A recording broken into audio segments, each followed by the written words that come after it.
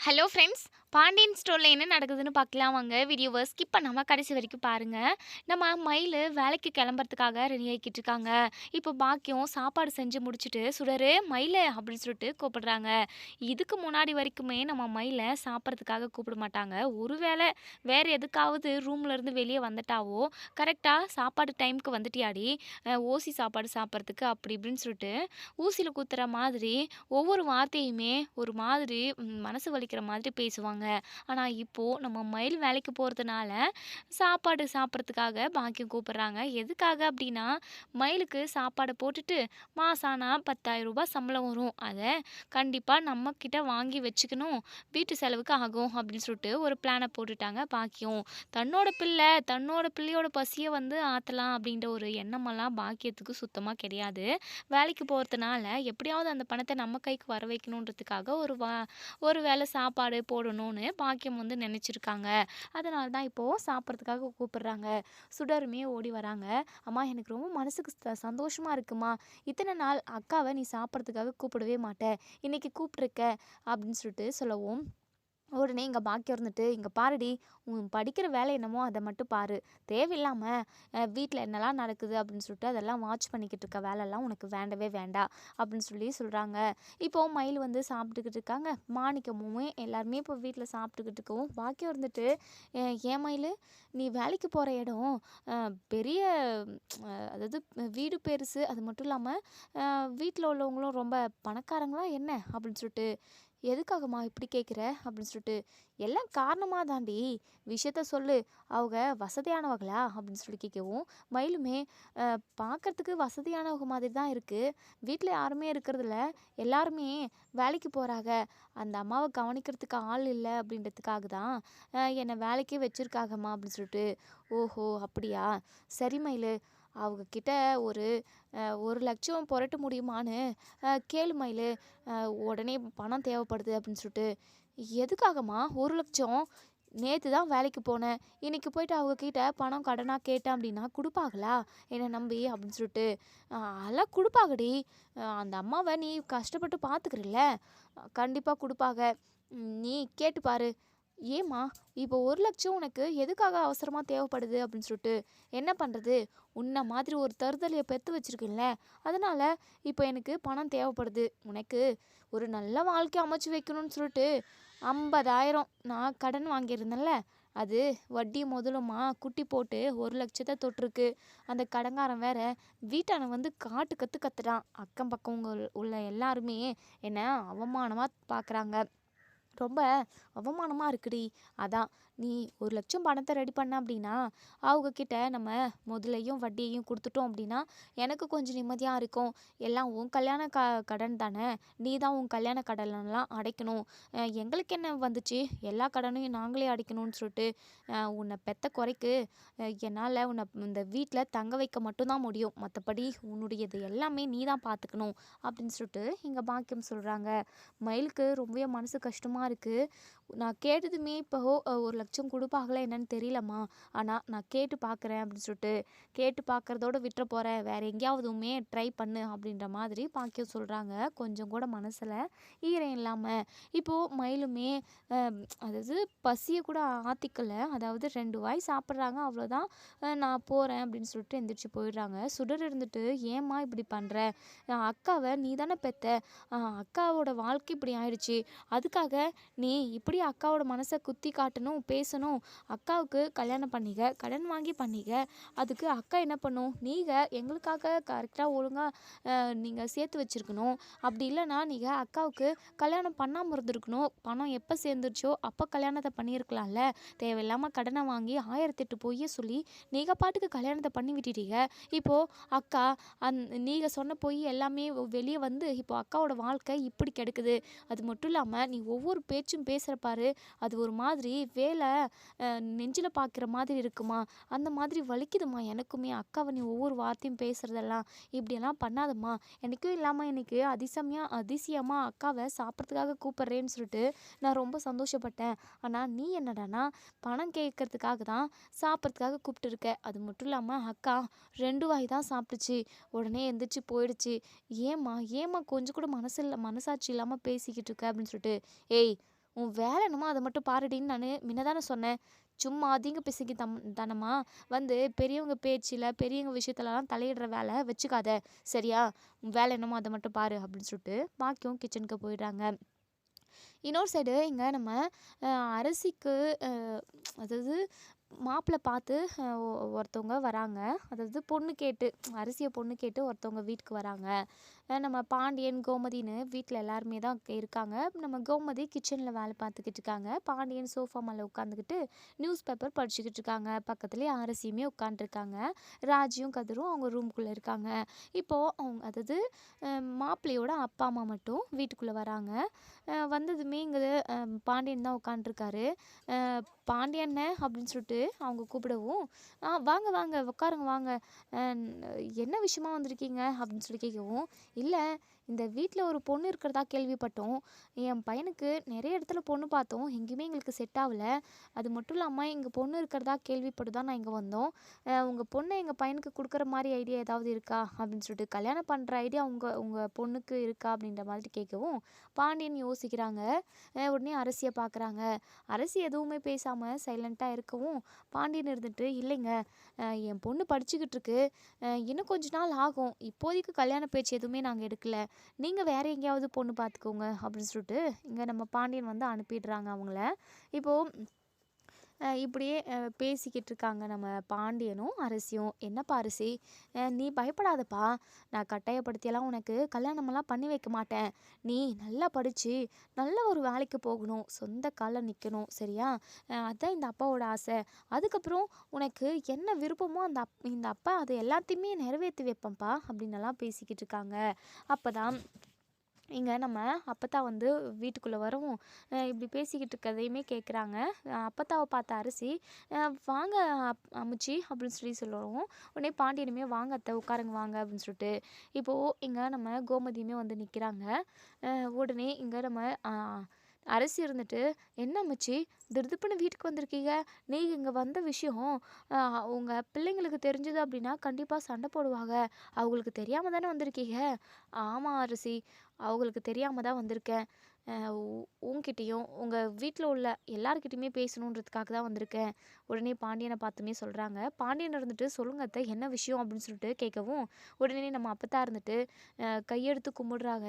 "இங்க பாருங்க மாப்பிள, தயவு செஞ்சு நான் சொல்ற ஒரே ஒரு விஷயத்த மட்டும் எனக்கு நிறைவேத்தி குடுக்குறீங்களா?" அப்படின்னு சொல்லிட்டு.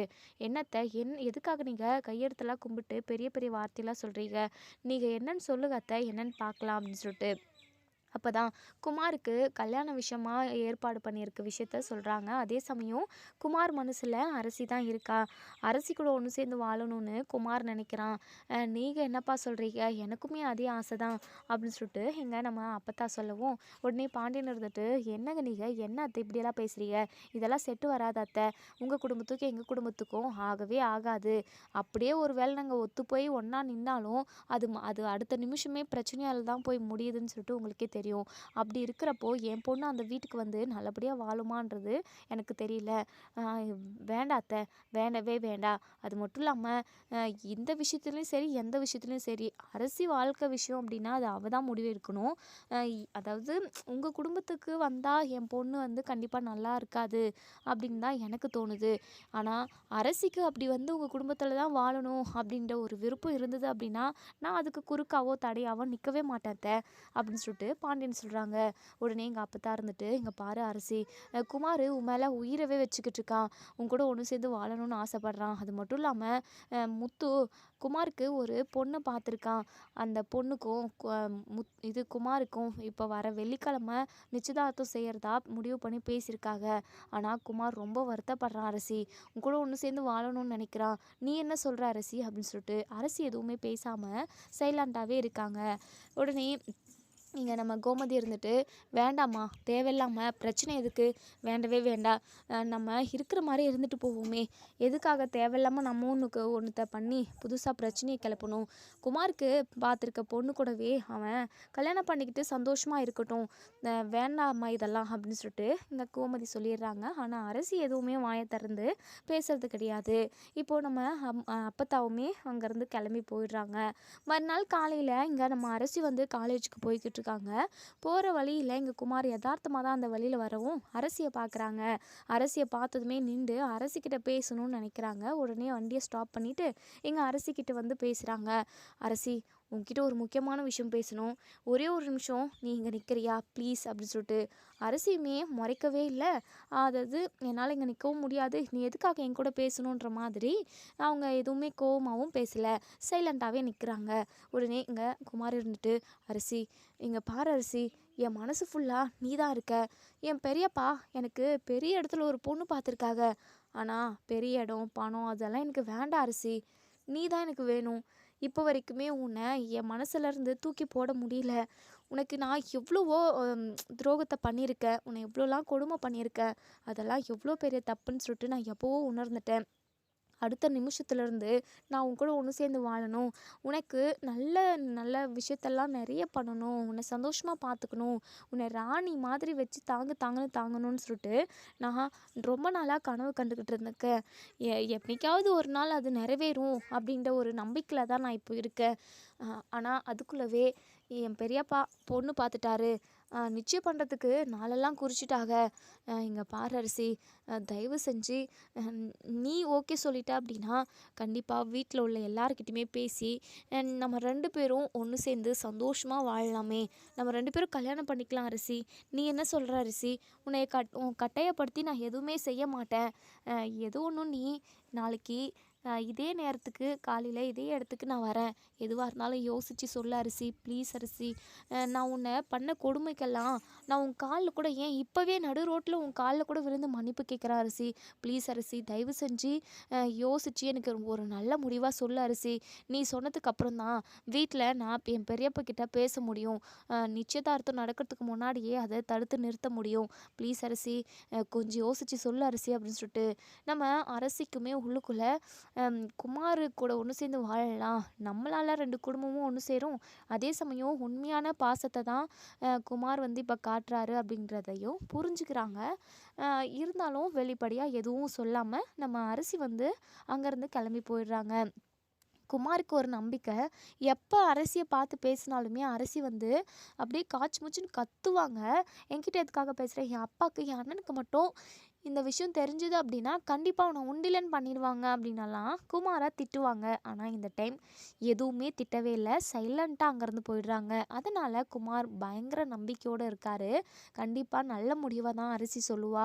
அரசி ஒரு விஷயத்தை, அதாவது ஒரு முடிவை சொன்னதுக்கப்புறம் நம்ம வீட்டில் உள்ள எல்லாருக்கிட்டையுமே பேசி எப்படியாவது சம்மதிக்க வைக்கணும், அரசி கூட தான் இந்த ஜென்மத்தில் நம்மளோட வாழ்க்கை பயணம் தொடரணும் அப்படின்ற மாதிரி குமார் வந்து மனசுக்குள்ளேயே நினைக்கிறாரு. இப்போது இங்கே அரசியுமே காலேஜுக்கு போகிறாங்க. காலேஜில் கிளாஸ் நடக்குது, டெஸ்ட் நடக்குதுன்னு சொல்லிட்டு எல்லாமே போய்கிட்டு இருக்குது. ஆனால் எது மேலேயுமே கவனம் இல்லை. நம்ம குமார் பேசின விஷயம் தான் ஒவ்வொன்றா மைண்டுக்கு ரீகால் ஆகிக்கிட்டே இருக்குது. இன்னொரு சைடு இங்கே நம்ம மயில் வேலைக்கு போன இடத்துல எல்லா வேலையுமே முடிச்சாச்சு. அந்த வீட்டோட ஓனர் வந்து வராங்க. அவங்கக்கிட்ட விஷயத்த சொல்கிறாங்க, இப்படி எனக்கு ரொம்ப இக்கட்டான சூழ்நிலை, ஒரே 1,00,000 மட்டும் நீங்கள் எனக்கு கொடுத்துட்டீங்க அப்படின்னா என் சம்பள பணத்தில் அப்பப்போ பிடிச்சிக்கோங்க அப்படின்ற மாதிரி மயில் வந்து சொல்கிறாங்க. உடனே அவங்க இருந்துட்டு, எங்க பாருங்கம்மா, என்னால் அவ்வளோ பணமெல்லாம் இப்போதைக்கு கொடுக்க முடியாது. என்னால் முடிஞ்ச அளவுக்கு உங்களுக்கு நான் 50,000 கொடுக்குறேன். அது மட்டும் இல்லாமல் மாதத்தில் 5,000 நான் பிடிச்சிக்கிறேன். மீதி 5,000 உங்கள் கையில் நான் பணத்தை கொடுக்குறேன். அப்படின்னா ஓகேவா உங்களுக்கு அப்படின்னு சொல்லிட்டு, சரிங்க மேடம், எனக்கு நீங்கள் அவ்வளோ பணமே கொடுங்க. அது மட்டும் இல்லாமல் நேற்று தான் நான் வந்து ஜாயின் பண்ணேன். நீங்கள் இப்போது 50,000 என்னை நம்பி கொடுக்குறேன்னு சொல்கிறீங்க. எனக்கு மனசுக்கு ரொம்ப நிம்மதியாக இருக்குது. கண்டிப்பாக நான் உங்களுக்கு உண்மையாக இருப்பேன். சீக்கிரமாகவே வேலை செஞ்சு அதை எல்லாத்தையுமே நான் கழிச்சிருவேன் மேடம் அப்படின்னு சொல்லிட்டு இங்கே நம்ம மயில் வந்து சொல்கிறாங்க.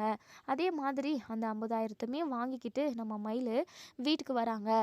இப்போது இங்கே பாக்கியம் வந்ததும் வராதம்மா, ஏய் காலையில் என்னடி சொல்லி அனுப்பணும் உனக்கு, பணம் வாங்கிட்டு வர சொன்னேன், ஞாபகம் இருக்கா, வாங்கிட்டு வந்தியா இல்லையா, இல்லை கேட்காம தெனாவட்டா வந்துட்டியா அப்படின்னு சொல்லிட்டு கேட்குறாங்க. உடனே இங்கே பாக்கியம் கேட்டதுமே மயிலோ 50,000 தான் கிடச்சிச்சு, மற்றபடி இன்னும் 50,000 எனக்கு கிடைக்கல, இவங்க அம்புட்டு பணம் கொடுத்ததே அதிகம்தான் அப்படின்னு சொல்லிட்டு சொல்கிறாங்க. என்னடி என்ன 1,00,000 வாங்கினார் சொன்னால் நீ 50,000 வாங்கிட்டு வந்து என்கிட்ட கொடுக்குற, இப்போது அந்த கடங்காரன் நாளைக்கு வந்தான் அப்படின்னா 50,000 கொடுத்தா வாங்கி பார்க்கலாம் அப்படின்னு சொல்லிட்டு, அம்மா இப்போதைக்கு முதல்ல மட்டும் கொடுமா, இன்னும் 50,000 வட்டியை கொஞ்சம் கொஞ்சமாக திருப்பி கொடுத்துடலாம் அப்படின்னு சொல்லிட்டு இங்க பாருடி, அவங்க ஏதோ பணக்கார வீடு போல. நெனச்ச உடனே 50,000 எடுத்து உன்கிட்ட குடுக்குறாங்க. அதுவும் ஒரு நாள் தான் நீ வேலைக்கு வந்திருக்க. எந்த ஒரு டீட்டெயிலுமே தெரியாம உனக்கு ரூ. 50,000 குடுக்குறாங்க அப்படின்னா, அவங்க ரொம்ப பணக்காரங்களா தான் இருக்கணும். அப்படி இருக்கிற இடத்துல எக்கச்சக்கமான பணம், நகைலாம் சேர்த்து வச்சிருப்பாங்கடி. அப்படி இப்படின்னு அவங்க யாருமே இல்லன்னு தான் சொல்றேன். அவங்க இல்லாத நேரத்துல பெட்ரூம் பக்கம் இது போய் பீரோல எம்புட்டு பணம் இருக்கு, நகை இருக்குன்னு செக் பண்ணி பார்த்துட்டு எக்கச்சக்கமா இருந்துச்சுன்னா, அவங்க கண்டுபிடிக்காத அளவுக்கு கொஞ்சம் நஞ்சம் நீ எடுத்துட்டு வந்திருக்கலாம்ல. உனக்கு பொழைக்க தெரியுதாடி? அப்படின்னு சொல்லிட்டு எங்க பாக்கியம் பயங்கரமா திட்டுறாங்க. என்னம்மா பேசிக்கிட்டு இருக்க? என்னை நம்பி அவங்க ஒரு வேலை குடுத்துருக்காங்க. அது மட்டும் இல்லாம பணம் கேட்டதும் இல்லன்னாம ரூ. 50,000 குடுத்துருக்காங்க. அப்படியாப்பட்ட வீட்ல என்ன திருட சொல்றீங்களா? உங்களுக்கு புத்தியே சரியா வேலை செய்யவே செய்யாதா? எப்பவுமே திருட்டு புத்தி தானா? உங்களால தான் என் வாழ்க்கை இப்படி கெட்டு கிடக்குது. இப்போ என்ன நம்பி ஒரு வேலை குடுத்துருக்காங்க. அவங்களுக்கு நான் உண்மையா இருக்கணும்ல. அந்த இடத்துலயும் நான் திருடி, அதுக்கப்புறம் மாட்டிக்கிட்டு, என்னை வந்து எங்க வீட்ல தண்ட சோறு சாப்பிட்ற, அது சாப்பிட்ற, இது சாப்பிட்றேன்னு நீங்க என்னை குத்தி காட்டிக்கிட்டே ஒவ்வொரு நாளும் அப்படி க கொ கத்தியில வச்சு சுருக்கு சுருக்குன்னு குத்துற மாதிரி ஏதாவது பேசிக்கிட்டே இருக்கணும். அதுக்கு தான் இப்படி ஒரு ஐடியாவ சொல்றியாம்மா? ஏற்கனவே என் கல்யாண விஷயத்துல பொய் சொல்லி என் வாழ்க்கைய இப்படி அழிச்சதெல்லாம் போதும். இதுக்கப்புறமும் நீ சொல்ற பேச்ச கேட்டுக்கிட்டு நான் ஆட விரும்பல. என்னால அந்த வீட்லலாம் அப்படிலாம் திருட முடியாதும்மா. உன் பேச்ச கேட்டு கேட்டு தான் நான் இந்த ஒரு நிலைமைக்கு வந்து ஆளாகி நிற்கிறேன். இங்க பாரு, தேவையில்லாம என்கிட்ட இப்படிலாம் திருடிட்டு வா, அங்கேருந்து அவங்கக்கிட்டேருந்து ஆட்டைய போட்டுட்டு வந்துரு அப்படின்னால ஏதாவது பேசிக்கிட்டு இருந்த அப்படிதான். என்ன நடக்கும்னு எனக்கே தெரியாது.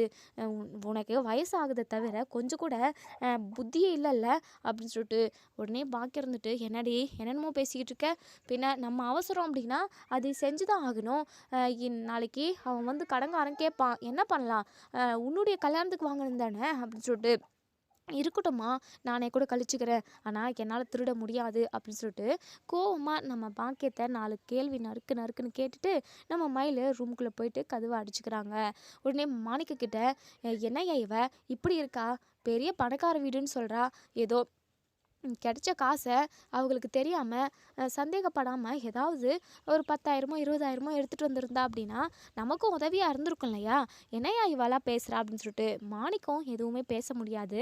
ஏன்னா அவரே வேலைக்கு போகாமல் தண்டசோறு சாப்பிட்டுக்கிட்டு இருக்கிறவர் தான். பாக்கியம் என்ன சொன்னாலும் அதை கேட்டு தான் ஆகணும். மனசுக்குள்ளே நினைக்கிறாரு, ஆமாம், நீ சொல்கிற வேலையை செஞ்சால் அங்கே வேலை கொடுப்பாங்களா? வீட்டுக்கு தானே முடிப்பாங்க. அது மட்டும் இல்லாமல் போலீஸ் கம்ப்ளைண்ட் கொடுத்து ஜெயிலில் தான் தள்ளுவாங்க. நீ சொல்கிறத எப்படி மயில் செய்வா? ஏற்கனவே அவளோட வாழ்க்கையவே கெடுத்து வச்சிருக்க அப்படின்ற மாதிரிலாம் மாணிக்கம் மனசுக்குள்ளேயே நினைக்கிறாங்க.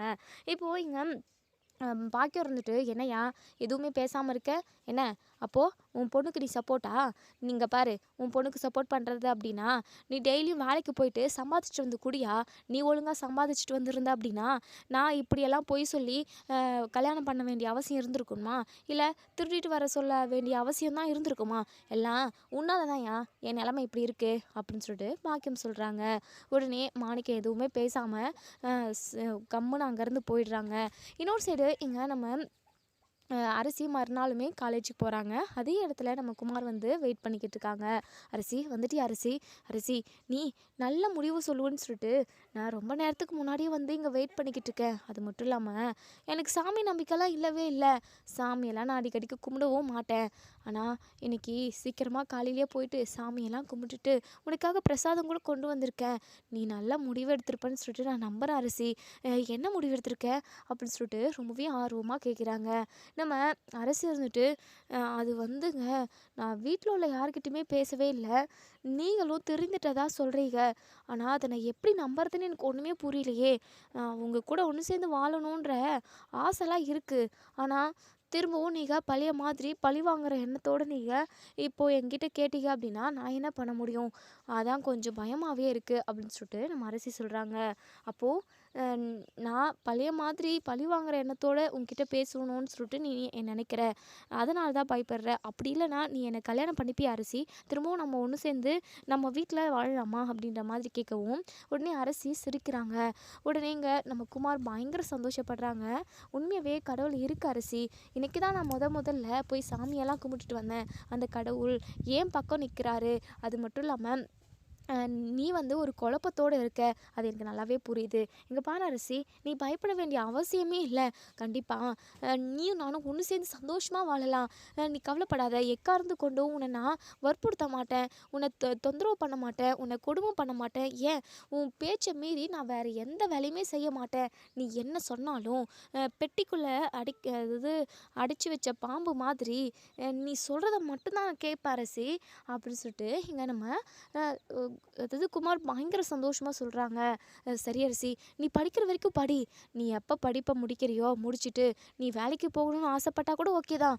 நீ என்னவா ஆகுறியோ நீ அது ஆகலாம். அதுக்கு நான் உனக்கு துணையா இருப்பேன் அப்படின்னு சொல்லிட்டு பாண்டியன் சொன்ன வார்த்தையை சொல்லவும் உடனே இங்கே நம்ம அரசிக்கு இன்னுமே நம்பிக்கை வந்துடுது.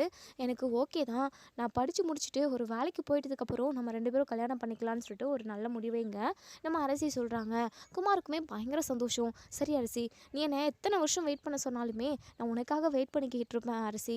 சரி, நான் எப்படியாவது கல்யாணத்தை வந்து நிப்பாட்ட பார்க்குறேன். நீ சந்தோஷமாக காலேஜுக்கு போயிட்டு வா அரசி. உன்னை எந்த வகையிலையும் நான் தொந்தரவு பண்ண மாட்டேன். அடிக்கடிக்கு உன்னை வந்து பார்க்க மாட்டேன். உனக்கு தொந்தரவு பண்ணுறக்கூடிய எந்த ஒரு விஷயமே நான் செய்ய மாட்டேன் அரசி அப்படின்னு சொல்லிட்டு பயங்கர சந்தோஷமாக அங்கேருந்து கிளம்பி போகிறாங்க. எப்படியாவது நிச்சயதார்த்தத்தை நிறுத்தணும் அப்படின்னு சொல்லிட்டு சக்திவேல் கிட்ட போயிட்டு, அப்பா எனக்கு இந்த கல்யாணம் வேண்டாப்பா அப்படின்னு சொல்லவும் உடனே சக்திவேல் பயங்கர கோவமா, என்னடா என்ன இத்தனை நாளாக உனக்கு கல்யாணம் ஆகலைன்னு சொல்லிட்டு நான் கவலையில் இருந்தேன். அது மட்டும் இல்லாமல் பெரிய பணக்கார வீடு, பணக்கார குடும்பம், அந்த பொண்ணை மட்டும் நீ கல்யாணம் பண்ணிக்கிட்ட அப்படின்னா நம்ம அதாவது பரம்பரையாக பணக்காரா இருக்கலாம்டா. அது மட்டும் இல்லாமல் முத்து அண்ணங்கிட்ட இருந்து எல்லா சொத்து நகை பணம்னு எல்லாத்தையுமே சுருட்டலாம்னு நினச்சோம். ஆனால் அதுக்கு கூட வேண்டவே வேண்டாம். அதுக்கெல்லாம் நமக்கு தேவையே இல்லை. ஏன்னா அந்த அளவுக்கு பொண்ணு வீட்டுக்காரவங்க கோடீஸ்வரவங்க. அவங்கள மட்டும் நீ வளைச்சி போட்டுட்ட அப்படின்னா நம்ம நினைக்கிறது எல்லாமே சாதிக்கலாம்டா. இப்போ என்னடானா கல்யாணம் வேண்டான்னு சொல்கிற. இங்கே பாரு குமார், நல்லா யோசிச்சு தான் பேசுறியா அப்படின்னு சொல்லிட்டு, அப்பா நான் நல்லா யோசிச்சு தான்ப்பா பேசுகிறேன். எனக்கு இப்போதைக்கு கல்யாணம் வேண்டாப்பா அப்படின்னு சொல்லிட்டு, கல்யாணம் வேண்டான்னா என்ன அர்த்தம் அப்படின்னு சொல்லி கேட்கவும் நம்ம குமார் அப்படியே தயங்குறாங்க. டேய் என்னடா உன் மனசில் என்ன இருக்குது ஒழுங்காக சொல்லுடா அப்படின்னு சொல்லிட்டு நம்ம சக்திவேல் கேட்குறாங்க. உடனே நம்ம குமார் இருந்துட்டு, இங்கே பாருங்கப்பா எனக்கு வேண்டான்னா வேண்டாதான். தேவையில்லாமல் நீங்கள் நிச்சயதார்த்தம் பண்ணி கல்யாணம் ஏற்பாடு பண்ணிங்களானுமே கண்டிப்பாக நான் அந்த பொண்ணு கழுத்தில் தாலி கட்ட மாட்டேன். அவ்வளோதான் சொல்லிட்டேன் அப்படின்னு சொல்லிட்டு குமார் அரசு விஷயத்தை எதுவுமே சொல்லாமல் சைலண்ட்டாக போய் ரூம்குள்ளே கதவை லாக் பண்ணிக்கிறாங்க. என்ன இவன் இப்படி சொல்லிட்டு போகிறான்? இத்தனை நாளாக பொண்ணை தேடி ஊர் ஃபுல்லாக அலைஞ்சோம், பொண்ணு கிடைக்கவே இல்லை. எல்லாம் கைக்கூடி வர நேரத்தில் இவன் இப்படி தலையில் குண்டை தூக்கி போடுறான். என்ன இவனுக்கு புத்தி இது பேதலிச்சு போயிடுச்சா அப்படின்னு சொல்லிட்டு இங்கே நம்ம சக்திவேல் வந்து பயங்கர டென்ஷனில் இருக்காங்க. இந்த விஷயத்தை எப்படி நம்ம முத்து அண்ணன்கிட்ட சொல்கிறது அப்படின்னு சொல்லிட்டு யோசிக்கிறாங்க. அதுக்கப்புறம் சக்திவேல் முத்துவேல் கிட்ட போயிட்டு, அண்ணே குமார் கல்யாணம் வேண்டான்றானே அப்படின்னு சொல்லிட்டு, என்னடா என்னாச்சு திருதுப்படி இப்படி சொன்னா எப்படி? நிச்சயதார்த்தத்துக்கு நாள் குடிச்சாச்சு, கல்யாணத்தையுமே இப்போ பண்ணிக்கலாம்னு சொல்லிட்டு நாள் குடிச்சாச்சு. இந்த டைமில் இப்படி வேண்டான்னு சொன்னால் என்னடா அர்த்தம்? இத்தனை நாளாக என் பையனுக்கு ஒரு நல்ல பொண்ணை பார்க்கல, கல்யாணம் பண்ணல, இப்படியே இருக்கான், யாரும் கண்டுக்கலன்னு சொல்லிட்டு என்கிட்ட சண்டைக்கெல்லாம் வந்துக்கிட்டு இருந்தேன். இப்போது பொண்ணை பார்த்து பொண்ணு வீட்டுக்காரங்களை கூட்டிகிட்டு வந்து நாள் குறித்து எல்லாம் பண்ணிட்டதுக்கப்புறம் இப்போது கல்யாணம் வேண்டான்னு குமார் சொல்கிறான்னு சொன்னால் என்னடா அர்த்தம் இதுக்கு அப்படின்னு சொல்லிட்டு இங்கே நம்ம முத்து வந்து பயங்கரமாக கோவப்படவும் ஒன்று சக்தியில் இருந்துட்டு, ஆனால் எனக்குமே ஒன்றுமே புரியல என்ன ஏதுன்னு நான் சொல்லிட்டு ரீசன் கேட்டால் அவன் ஒன்றுமே சொல்லாமல் போயிட்டு கதவை லாக் பண்ணிக்கிட்டான். எனக்கு ஒன்றுமே புரியலண்ணே, அவன் ஏதோ ஒரு மைண்ட் செட்டில் இருக்கான். ஆனால் ஏன் கல்யாணம் வேண்டான்னு சொல்கிறான்னு எனக்கு ஒன்றுமே புரியல அப்படின்னு சொல்லிட்டு சொல்கிறாங்க. இதோட இந்த ரிவ்யூ முடியுது. இதுக்கப்புறம் என்ன நடக்கு சொல்லி வெயிட் பண்ணி பார்ப்போம் ஃப்ரெண்ட்ஸ். வீடியோ பிடிச்சிருந்தா லைக் பண்ணி கமெண்ட் பண்ணி தெரிவிங்க. நம்ம குமார் மனசில் அரசி தான் இருக்காங்க அப்படின்ற விஷயம் இங்கே நம்ம முத்துவேலுக்கோ சக்திவேலுக்கோ தெரிஞ்சிச்சு அப்படின்னா கண்டிப்பாக பெரிய ரகலையே நடக்கும். இங்கே நம்ம குமார் அதை தெரிஞ்சுக்கிட்டு தான் இந்த விஷயத்த, அதாவது மனசுக்குள்ளே அரசி தான் இருக்கா, அரசி கூட தான் ஒன்று சேர்ந்து வாழுவேன் அப்படின்ற விஷயத்த யாருக்கிட்டையுமே சொல்லலை. கண்டிப்பாக இதெல்லாம் தெரிய வந்தது அப்படின்னா பெரிய பிரச்சனை வரும். என்ன நடக்கும் அப்படின்றத, என்னெல்லாம் ட்விஸ்ட்டு நடக்கும் அப்படின்றத நம்ம வரப்போகிற எபிசோடில் பார்த்து தெரிஞ்சுக்கலாம். தேங்க்யூ.